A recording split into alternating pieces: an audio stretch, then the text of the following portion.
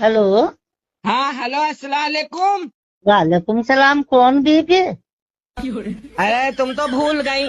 अभी मिली नहीं थी तुम मुझे रास्ते में, मैं वो बोल रही हूँ अ- शबीबा। अच्छा हाँ किराए पे नहीं आई हूँ मैं, तुम्हारी पड़ोस में ही यहीं 2 घर छोड़ के।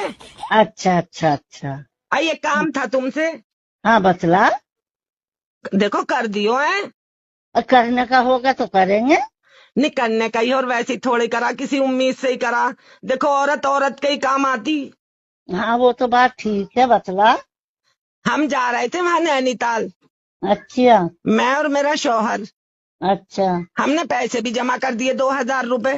अच्छा अब ये पड़ गई बीमार। अच्छा। तुम अपना मियाँ मुझे 3 दिन के लिए उधार दे दो। क्या कह रही तू? क्या कह रही तू? अब कैसे चाहिए जरा?